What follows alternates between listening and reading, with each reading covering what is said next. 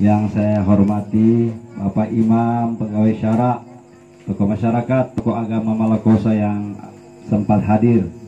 Khusus lagi tadi Ketua MUI yang sudah menjadi MC pada malam hari ini.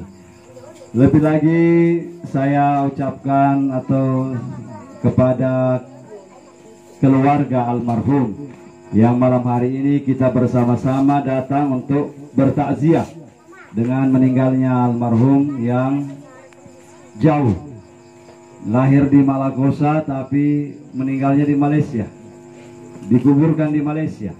Ini adalah salah satu rahasia Allah Subhanahu wa Ta'ala. Kita lahir di suatu tempat, tetapi kita tidak bisa menjamin kita akan mati di tempat itu. Ya, maka bersiap-siaplah kita dimanapun, ainama kuntum fi buruji musyayyada.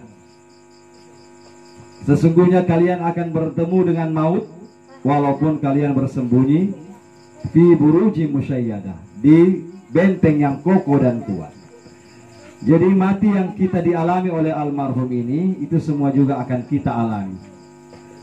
Mati dengan berbagai macam cara. Tanawwa'atil asbabu wal mautu wahidu.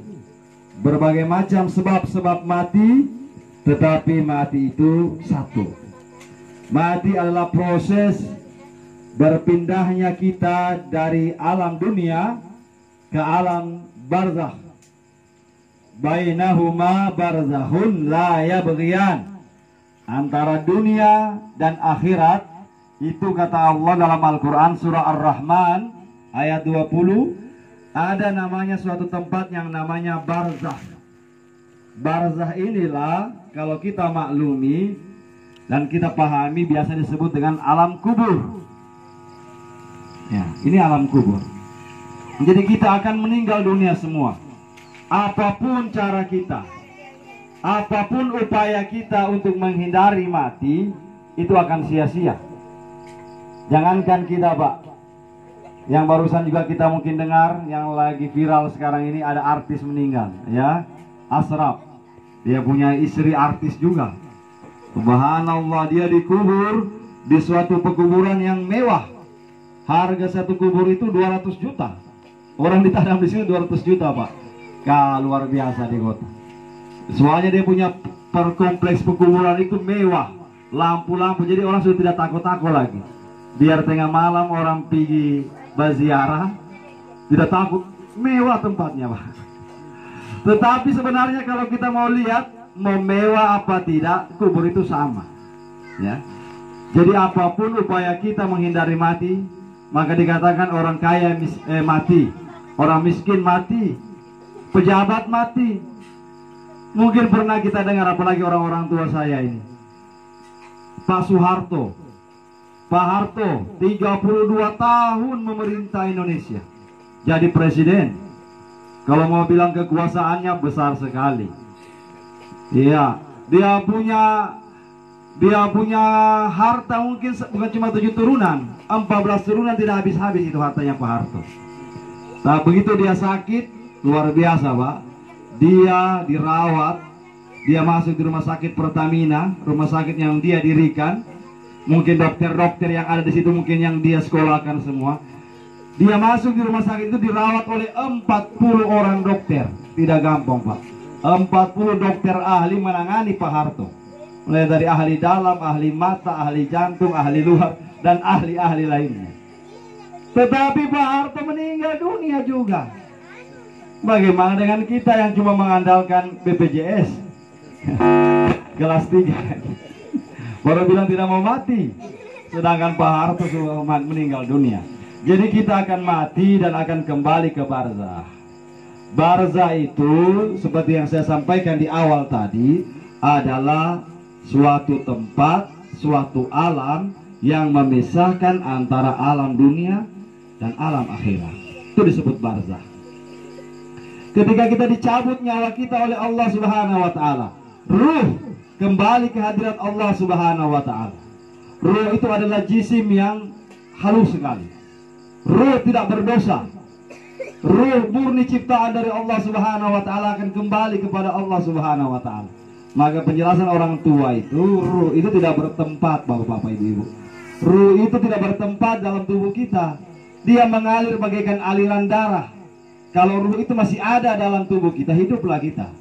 Tetapi kalau dia sudah tidak ada, sudah pamit, ya mati. Ya, maka ruh itu akan kembali ke hadirat Allah Subhanahu wa taala. Kemudian nyawa kita dicabut oleh Allah Subhanahu wa taala. Kita masuk ke suatu tempat yang namanya alam barzakh. Alam barzakh itu alam kubur. Kenapa disebut kubur, Bapak Ibu? Karena kebiasaan kita, apalagi umat Islam, kalau meninggal dunia dimasukkan dalam kubur, di dalam tanah. Sesuai dengan firman Allah, minha khalaqnakum. Dari tanah ini kalian diciptakan.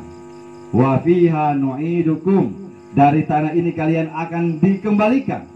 Wa minha nukhrijukum taratan ukhra. Dan dari tanah juga kalian akan dikembalikan, dihidupkan kembali oleh Allah dari tanah itu. Maka itulah yang jadi biasa kalau ada orang meninggal dikubur, kita ambil tanah satu genggam, kita buang. Minha khalaqnakum. Ambil lagi satu genggam, dikasih bulat begini, dibuang lagi ke dalam. Wa fiha nu'idukum. Ambil lagi satu, wa minha nukhrijukum taratan ukhra. Masuk dalam kubur.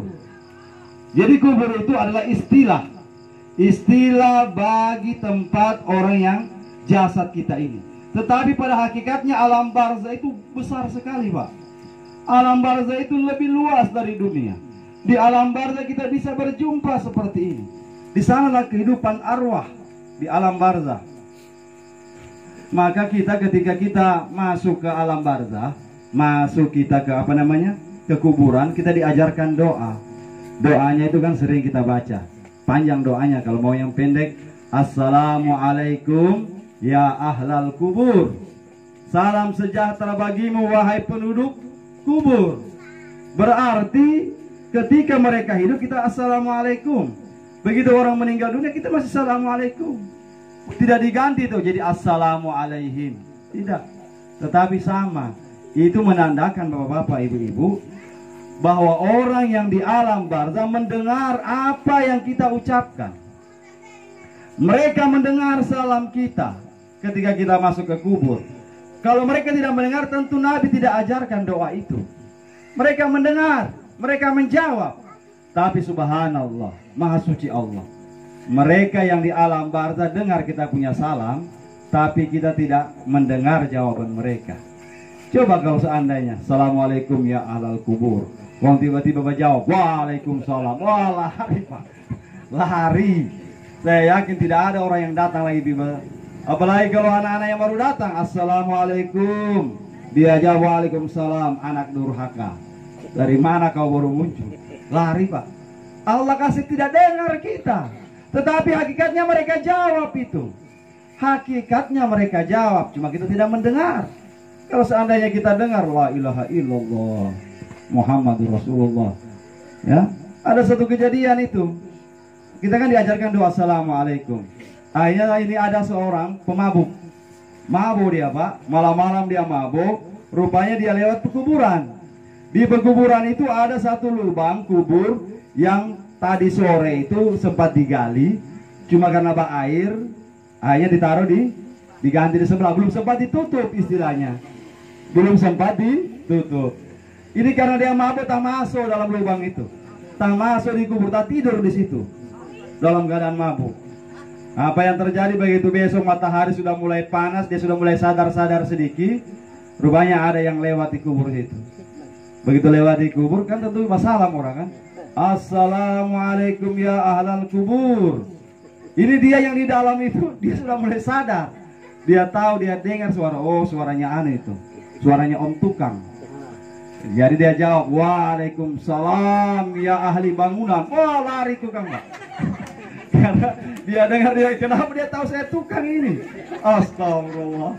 Padahal orang mabuk di bawah Pak. Orang mabuk dia jawab, Waalaikumsalam ya ahli bangunan. Ya, padahal orang mabuk sudah sadar di bawah. Jadi kalau kita datang ke kubur Pak, kita baca doa, kita baca salam. Kalau kita belum tahu berdoa, yang penting baca salam. Sama kita Pak, kalau kita lewat rumahnya orang ada duduk rame-rame di situ, kita lewat-lewat begitu orang bilang sombong, marah nanti orang. Jadi kalau kita lewat kubur, assalamualaikum ya ahlal kubur, antumus sabiqun, kalian sudah mendahului, wa nahnul lahikun, kami akan menyusul.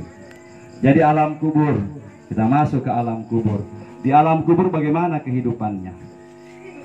Alam kubur disebut al-qabru awwalu manzilin min manazilil akhirah. Kubur itu adalah rumah pertama. Nabi sebut rumah. Berarti kalau dia rumah, kehidupan sama dengan di dunia. Kalau Nabi mengatakan dia alam, tidak. Tapi Nabi lebih menjelaskan rumah. Jadi kalau di rumah itu ada lampu, di rumah ada tempat tidur, di rumah ada bantal. Begitulah kehidupan di sana. Ya, ingat baik-baik bapak-bapak ibu-ibu. Yatba'ul mayyit salatun.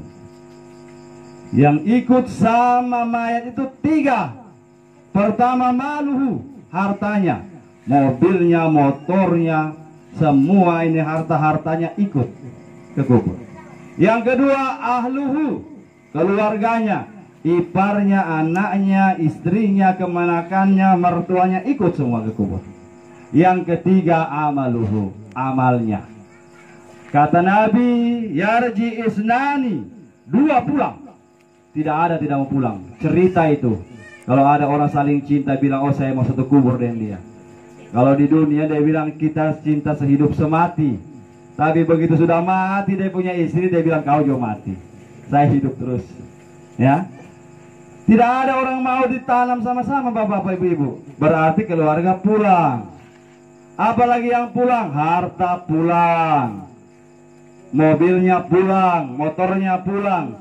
Sampai tikar-tikarnya itu, tikar-tikar yang murah, tak tinggal, ambil sana tikar, tak tinggal tikar. Biar tikar dorong tidak kasih kita kalau mati, Pak. Masya Allah. Yang tertinggal itu menemani kita amal. Cuma yang harus digarisbawahi, kata hadis itu yatba'u. Sekarang banyak yang keliru. Bagaimana keliru? Keliru mengartikan. Dia bilang begini, kalau kita mati pulang membawa amal. Sebenarnya bukan pulang membawa amal, Pak. Bukan pulang membawa amal.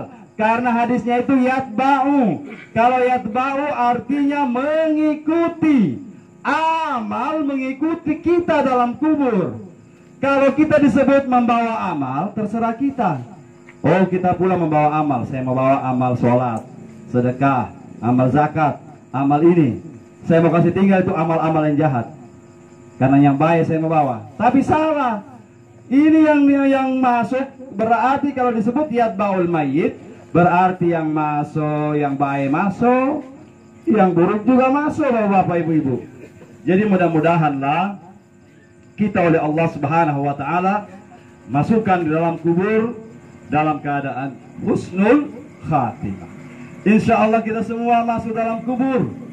Di dalam kubur gelap bapak ibu-ibu, gelap sekali.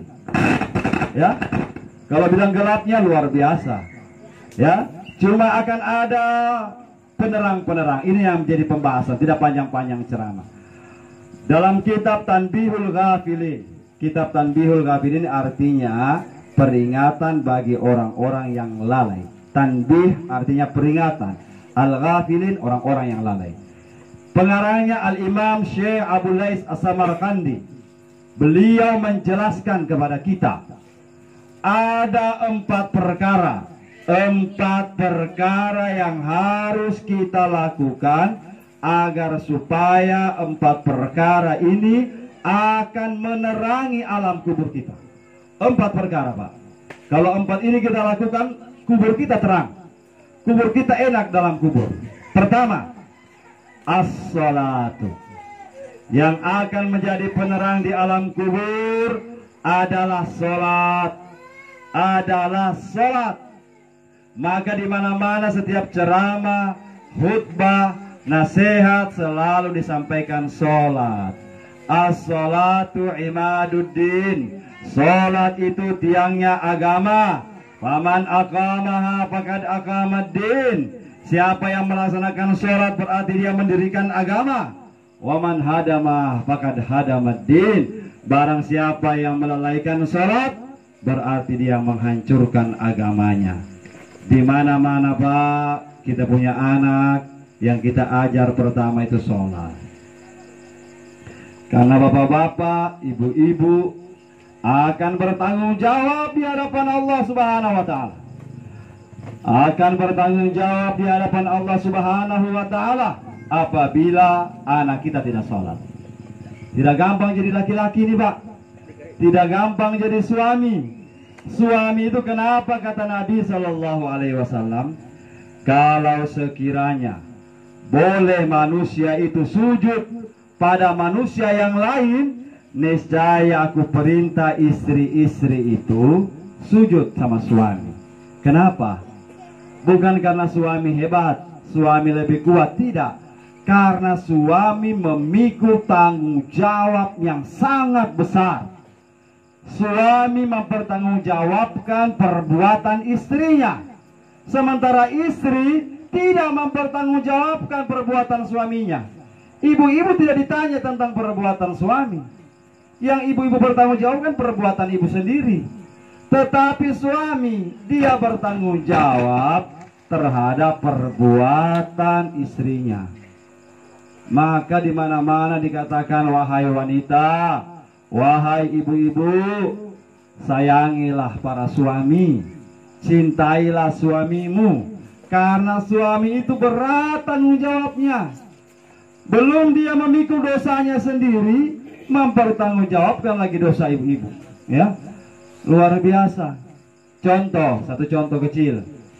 Kalau seorang wanita tidak menutup aurat, membuka auratnya, tidak pakai jilbab, kesana kemari, apalagi masih cewek, maka bukan cuma perempuan itu yang bertanggung jawab di hadapan Allah, tapi perempuan yang membuka aurat akan menarik 4 orang laki-laki. Dia akan tarik dan Allah akan minta pertanggungjawaban 4 orang ini. Siapa dia? Pertama, yang akan dimintai pertanggungjawaban bapaknya perempuan itu. Papa. Jadi kalau saya sama papa pakai jilbab, nanti bapakmu mau ditanya juga, kenapa anakmu tidak pakai jilbab? Papa yang pertama yang ditanya. Yang kedua siapa? Suami. Kenapa istrimu kau suruh buka aurat? Tidak larang dia membuka aurat. Suami ditanya, Pak. Bapak sudah ditanya. Yang kedua suami. Yang ketiga yang akan bertanggung jawab juga adalah kakak, adik laki-lakinya, saudara laki-laki juga ditanya. Kenapa biarkan saudara perempuan yang membuka aurat? Itu masih urusan membuka aurat ini. Keempatnya akan ditanya adalah anak laki-lakinya. Bayangkan, Pak, ini urusan laki-laki semua. Laki-laki ini berat tanggung jawabnya. Perempuan yang buka aurat, laki-laki yang bertanggung jawab. Perempuan tidak sholat, suami bertanggung jawab. Ya, ini luar biasa. Bahkan dalam satu urusan sebenarnya perbuatan dua-dua. Dua-dua sama-sama suka, tetapi suami bertanggung jawab, istri tidak. Mana itu, Pak? Saya mau jelaskan. Kalau bulan Ramadan itu larangan keras dan keras. Bahkan Nabi itu bilang beberapa kali mengatakan kepada sahabat, hati-hati kamu. Hati-hati di siang hari Ramadan antara seorang suami dengan istri. Kalau digoda setan berhubungan siang hari bulan Ramadan. Ya, dia bilang Ustaz Toro tidak berpuasa. Biar tidak berpuasa. Karena ada yang bilang mengatakan itu untuk orang yang berpuasa saja. Kebetulan kalau suami istri tidak berpuasa, jadi boleh? Tidak. Pokoknya masih dalam bulan Ramadan, mau berpuasa tidak berpuasa, tetap kena ini persoalan ini. Kalau sampai datang sama Rasulullah, sahabat, ya Rasul, celaka, wain. Dia bilang saya celaka. Kata Nabi, kenapa? Dia bilang saya menunggangi kuda saya, itu bahasa halusnya. Orang dulu tidak ada bahasa kasar. Ya, dia bilang saya menunggangi kudaku siang hari. Nabi paham. Berarti dia berhubungan dengan istrinya. Kata Nabi, kau memerdekakan budak. Dia bilang, ya Rasulullah, tiada uangku. Tiada saya punya uang. Memerdekakan budak, banyak itu, Pak. Manusia dimerdekakan ini banyak, itu orang-orang kaya yang bisa merdekakan itu. Kalau begitu kata Nabi, engkau berpuasa 2 bulan berturut-turut. Pak, ini Pak, jadi jangan kita bikin ini 2 bulan berturut-turut. Pas 49 sudah mau 60 batal, diulang dari pertama. Sama dengan orang minum minum obat TBC. Kalau batal 1 kali 1 hari, diulang dari awal. Bayangkan itu Pak. Dia bilang, ya Rasulullah, saya tidak mampu itu. Kalau begitu kau memberi makan 60 orang miskin. Jadi memberi makan 60 orang miskin itu Pak, itu cuma khusus orang miskin.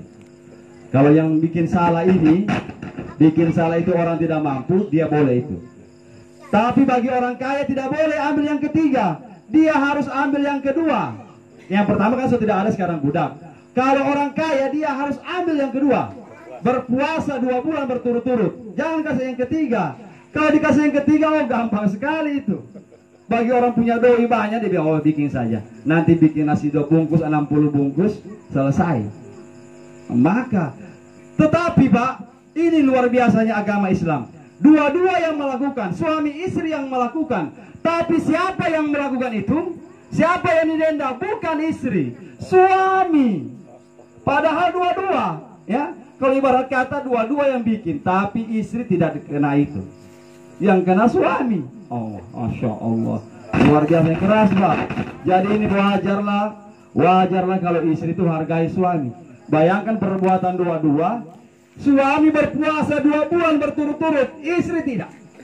Ya Allah, maka di mana-mana saya sampaikan kepada kita para suami, marilah bersama-sama kita akan mempertanggungjawabkan yang banyak sekali. Bapak-bapak, ibu-ibu kaum muslimin dan muslimat yang dirahmati Allah Subhanahu wa taala. Ketika kita dalam kubur, maka kita kembali tadi, yang pertama sholat.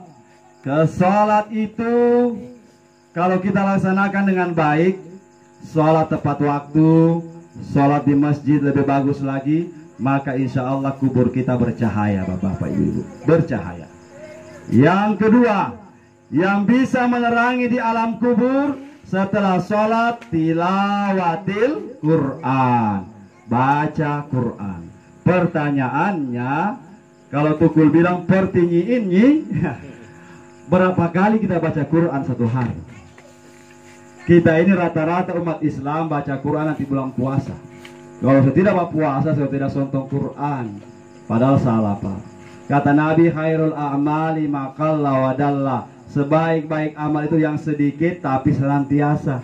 Jadi jangan paksa. Ada biasa orang, kalau bulan puasa dia bagi malam pertama 1 juz, malam kedua 1 juz, akhirnya 30 hari puasa 30 juz dia. Tapi cuma puasa. Maka kata Nabi paling bagus amal itu sedikit. Kalau 1 hari 1 lembar, 1 hari 1 lembar. Tapi jangan putus-putus. Bedanya itu Pak, dalam kitab Fathul Mu'in dijelaskan. Bedanya baca Quran dengan zikir. Nah, ini perbedaannya. Apa orang tanya, apa perbedaannya baca Quran dengan berzikir? Kalau baca Quran, paham kita artinya bagus.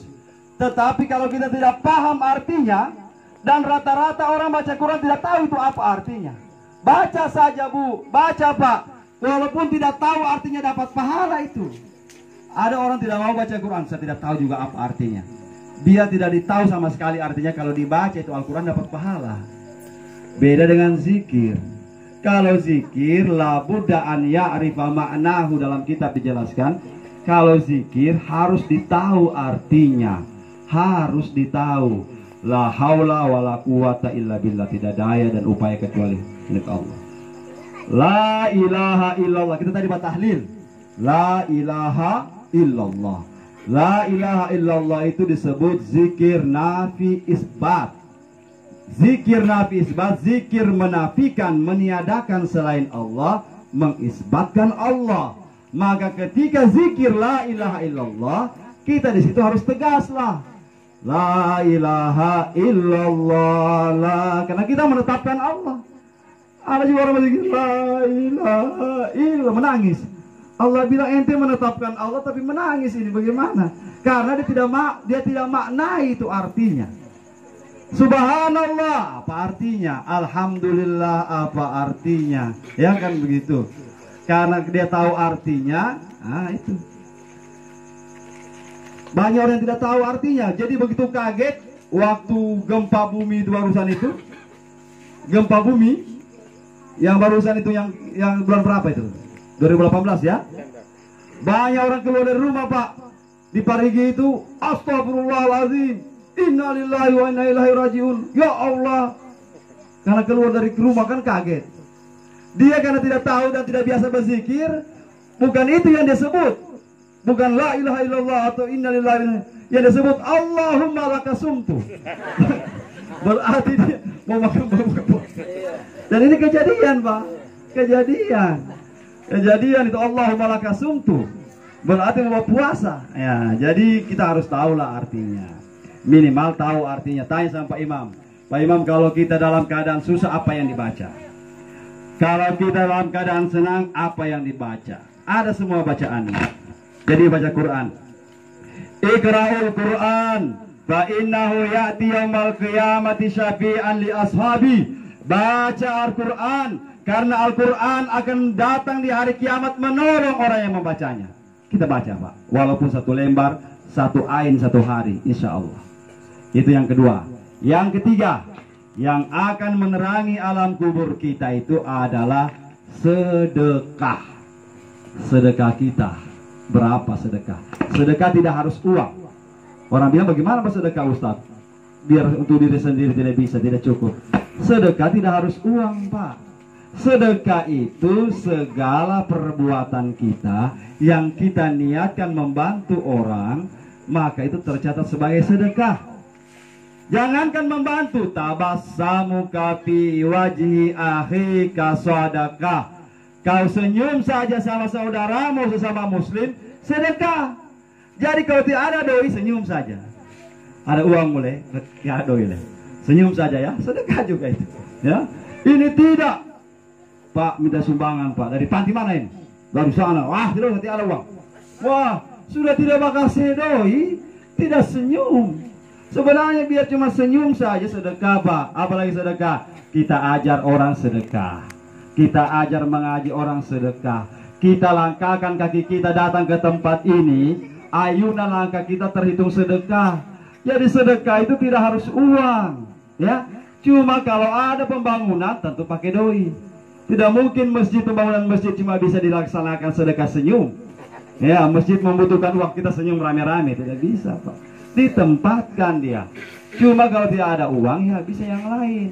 Tabassamu fi wajhi. Jadi sedekah, Pak, luar biasa sedekah. Mungkin ustadz-ustadz banyak yang jelaskan tentang pahala sedekah. Ada satu cerita dari saya tentang sedekah. Bagaimana dahsyatnya sedekah ini. Suatu saat dalam kitab dijelaskan, Nabi Ibrahim itu berteman dengan malaikat pencabut nyawa, Pak. Sering mereka ketemu. Kalau malaikatnya pencabut nyawa datang sama Nabi Ibrahim itu berubah wujud jadi manusia. Suatu saat Nabi Ibrahim didatangi oleh malaikat pencabut nyawa. Nabi Ibrahim tahu, oh ini Rajal ini, pencabut nyawa. Jadi malaikat tanya, Assalamualaikum ya Ibrahim. Waalaikumsalam. Wahai Ibrahim, apa yang engkau lakukan? Katanya Nabi Ibrahim, saya ini sedang sibuk. Dia tuju anak laki-laki situ. Ada anak-anak umur 17 tahun. Saya sibuk sementara mau kasih kawin dia ini. Mau kasih kawin ini anak. Kapan mau kasih kawin? Besok. Kata malaikat pencabut nyawa, Ibrahim, ini anak yang kamu kasih kawin, saya mau cabut nyawanya besok. Sudah ada perintah sama saya ini, tinggal saya mau cabut besok. Nabi Ibrahim tadi yang, Pak. Ya Allah, hampir saja Nabi Ibrahim mau panggil itu anak, jangan kawin besok, kawin sekarang saja. Ya, kadang-kadang mati semua, mati besok. Karena yang bilang ini malaikat pencabut nyawa. Dia bilang semua mati besok, saya mau cabut nyawanya.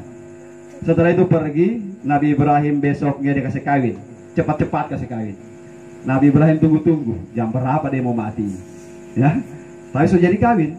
Nabi Ibrahim bilang, Alhamdulillah sudah dikasih kawin. Walaupun dia mati sebentar ini, yang penting dia sudah kawin. Nabi Ibrahim tunggu sampai sore, tidak ada itu datang malaikat pencabut nyawa. Hari kedua, hari ketiga, sampai bertahun-tahun tidak datang itu malaikat pencabut nyawa. Ini anak sudah ada anak lagi. Dia bilang malaikat pencabut nyawa, Nabi Ibrahim, bohong dia sama saya ini. Ya, masa dia bilang lalu dia mau cabut nyawanya ini anak, tetapi kenapa ini bisa hidup? Ini anak sampai 70 tahun umurnya itu anak, Pak. 70 tahun. Datang itu anak, suatu saat datang ini malaikat pencabut nyawa ketemu Nabi Ibrahim. Nabi Ibrahim tanya, dulu kau bilang ini anak mau meninggal. Ini 70 tahun umurnya. Katanya begini, betul wahai Ibrahim. Dulu waktu saya datang sama kau itu memang besok saya mau cabut nyawanya. Tetapi malam hari sebelum dia menikah itu, dia ambil bajunya dari lemari, baju-baju yang masih bekas layak pakai. Dia bilang saya mau kawin, saya punya baju saya mau bawa sama anak yatim semua. Dia bersedekah, ada hartanya, uangnya dia sedekahkan anak yatim. Kata Allah, kata Nabi Muhammad, malaikat pencabut nyawa, gara-gara sedekahnya itu Allah tangguhkan ajalnya. Jadi Pak, ajal itu datangnya dari Allah, betul. Tetapi yang bisa menangguhkan ajal itu Allah. Jadi kalau kita sedekah kita ini bisa menangguhkan ajal kita, bisa Bapak Ibu, dengan izin Allah. Karena Allah yang bisa mematikan kita, Allah yang menghidupkan kita. Maka kata Nabi, bersedekahlah. Ittaqun nar walau bisyikki tamrah. Berhati-hatilah kamu dengan neraka walaupun dengan sepotong kurma. Sekarang Pak, kalau kita mau sedekah, siapkanlah di masjid sana ada sandal-sandal khusus. Sandal-sandal biasa pakai berwudu. Karena orang biasa kan pakai sepatu, taruh saja di situ. Sandal-sandal jepit, kita punya uang lebih, taruh sandal jepit situ. Orang pakai jadi sedekah, ya. Ada kita punya uang lebih Ibu, beli talkum. Walaupun yang harga murah, taruh di masjid. Kalau orang pakai sholat, dapat pahala. Bapak-bapak habis panen, mau ditaruh di masjid, bingung mau kasih apa, beli sajadah, beli ini, taruh di masjid. Semuanya jadi sedekah. Yang penting kita mau. Dan mudah-mudahan Allah panjangkan umur Pak. Allah panjangkan umur. Sedekah itu satu, memperpanjang usia. Itu umurnya. Jadi dan yang kedua yaitu menerangi kubur. Yang keempat, sudah sholat kita, baca Quran kita. Yang ketiga sedekah. Yang keempat yang akan menerangi kubur yaitu tasbih. Bukan tasbih yang kita pegang-pegang itu. Itu namanya bahasa Arab musabbih, alat untuk menghitung. Tasbih cuma jadi bahasa Indonesia jadi tasbih. Padahal dimaksud tasbih itu subhanallah wa bihamdihi subhanallahil azim. Hadis Nabi, kalimatani, ada dua kalimat, habibatani ilar rahmani, yang paling dicintai oleh Allah. Sakilatani fil mizan, paling berat timbangannya nanti di hari kiamat. Khafifatani ala lisan, tetapi mudah diucapkan. Apa dua kalimat itu? Subhanallah wa bihamdihi subhanallahil azim. Kalau mau kubur kita terang Pak, ini zikirnya. Subhanallah wa bihamdi subhanallahil azim. Subhanallah wa bihamdi subhanallahil azim. Bahkan zikir sebelum tidur. Kalau mau tidur Pak, guru saya mengatakan, Habib Hussein Jakarta, sebelum tidur kalau kita berzikir itu subhanallah wa bihamdi subhanallahil azim, tak tidur, maka selama kita punya tidur itu dihitung bertasbih kepada Allah Subhanahu wa taala. Jadi empat ini, subhanallah wa bihamdi subhanallahil azim, setiap saat kita ucapkan. Empat ini yang akan menerangi alam kubur kita. Bapak-bapak, ibu-ibu, kaum muslimin dan muslimat yang dirahmati Allah. Yang terakhir, yang menerangi kubur sudah. Yang keempat, ada empat yang menerangi kubur, sudah saya jelaskan tadi. Kemudian apa yang menyebabkan kubur kita jadi sempit, kubur kita jadi gelap? Pertama, yaitu namimah. Apa itu namimah? Antar-antar bicara. Hati-hati Pak, gelap kubur itu. Yang kedua, melalaikan sholat. Orang-orang yang melalaikan sholat, kuburannya gelap, siksa sekali dalamnya. Kemudian yang ketiga, orang yang tidak bersih dari istinjanya. Karena orang pandang enteng ini Pak istinja. Dia bilang itu apa itu istinja, itu cebok. Lihat, Nabi mengatakan intazihu anil baul. Hati-hatilah kalian urusan istinja, urusan kencing. Fa inna ma'amata adabal gabri minhu. Paling banyak orang disiksa di kubur gara-gara urusan ini. paling banyak disiksa di kubur gara-gara urusan kencing. Sekarang secara fikih, kalau bicara orang-orang tua mungkin nanti tanya sama orang tua, saya bicara urusan fikihnya. Pertama, ada disebut kubul. Kubul itu yang depan, mohon maaf depan. Ada disebut dubur. Dubur itu bagian belakang. Kalau laki-laki dengan perempuan, kalau urusan di belakang itu buang air besar, istinjanya hampir sama.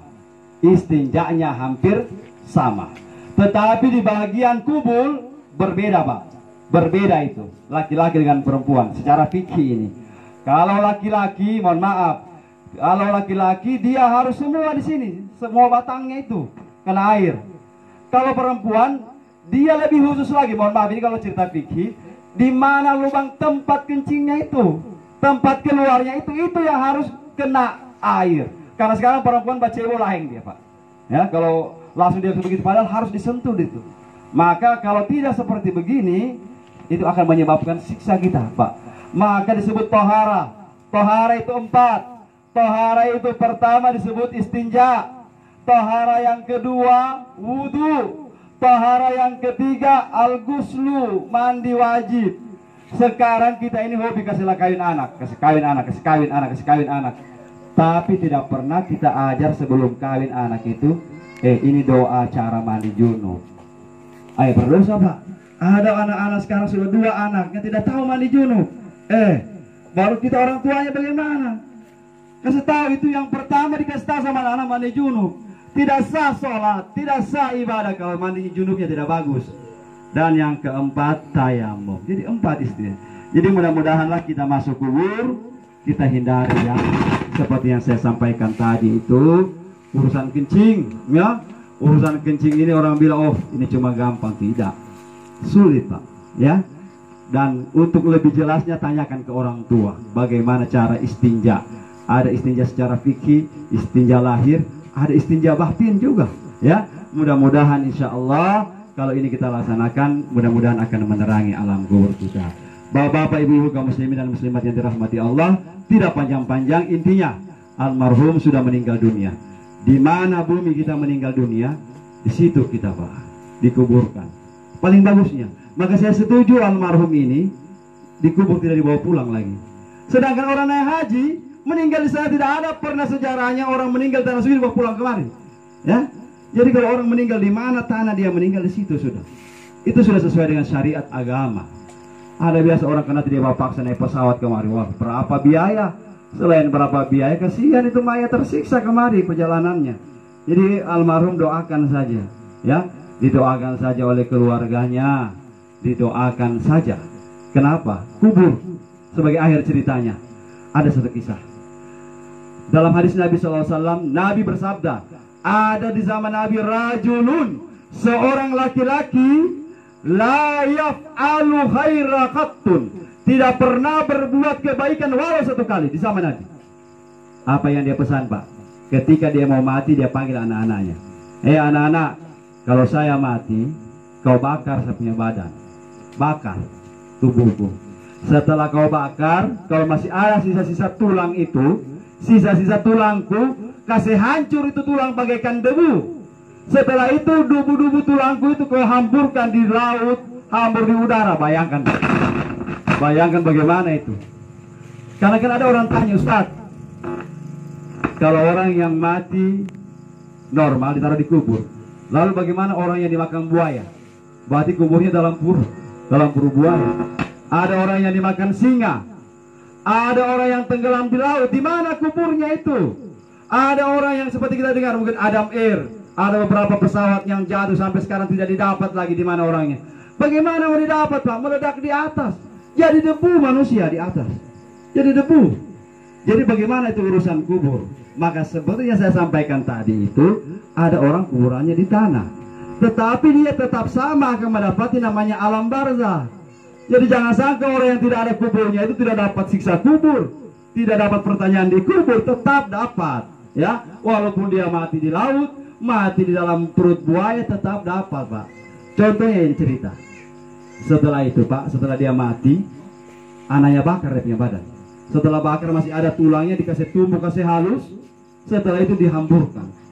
Allah berfirman kepada Rasulullah, ya Rasulullah, saya sudah perintahkan bumi, saya perintahkan langit, saya perintahkan laut untuk mengumpulkan kembali ini orang. Bayangkan Pak, dia punya abu, sudah tak hambur, kita kumpul kembali. Wujud di hadapan Allah. Ditanya dia ini, kenapa engkau ya ibadi, wahai hambaku, kenapa engkau lakukan seperti ini? Tidak ada pernah orang di dunia berpesan seperti kau ini. Luar biasa. Sudah dibakar, orang-orang dibakar saja Pak. Agama sahabat dibakar saja. Kalau dia tidak, kalau masih ada tulang, dia bilang tumbuh kasih hancur. Luar biasa. Dia bilang, ya Allah, saya bukan melanggar perintahmu ya Allah. Lalu kenapa engkau lakukan itu? Dia bilang cuma satu jawaban saya. Terlalu takut saya berhadapan denganmu nanti dalam kubur. Makanya saya bilang saya punya anak kasih hancur. Kata Allah, karena jawabanmu ini, karena kau punya jawaban pas, kau takut sama saya ampuni dosa. Bayangkan Pak, cuma urusan takut. Jadi kita ibadah, kita sholat, jangan tidak ada takut sama Allah. Kadang biasa begitu Pak, kita muncul sombong. Semacam kita punya banyak, kita punya ibadah, supaya kita punya sedekah. Oh, kita bilang kita tenang-tenang. Oh, saya tenang-tenang saja, saya melaksanakan perintah Allah. Jangan deh, tetap ada rasa takut, karena Allah inginkan kita takut sama Allah. Ya, bagaimana caranya mendidik? Dari tadi terakhir, kita didik anak-anak kita dari sekarang.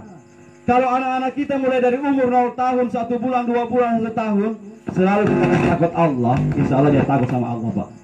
Jangan begitu nak, jangan berbohong, Allah marah. Sholat nak, kalau tidak sholat Allah marah. Itu orang tua yang bagus. Orang tua zaman sekarang bukan itu yang dia kasih takut sama anak-anak.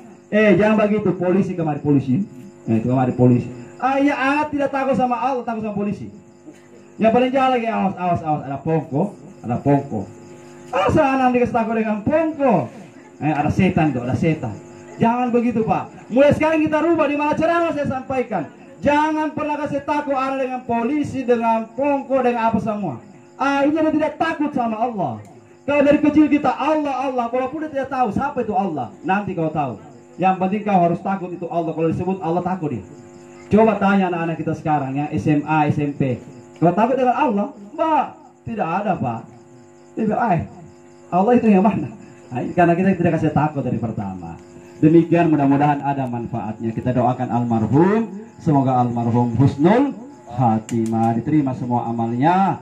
Orang tua yang ditinggalkan, keluarganya semoga diberikan kesabaran, dan insya Allah kita sama-sama mendoakannya. Demikian apa yang bisa saya sampaikan, mudah-mudahan ada manfaatnya. Kurangnya dari saya, akhirul kalam, wallahul musta'an. Assalamualaikum warahmatullahi wabarakatuh.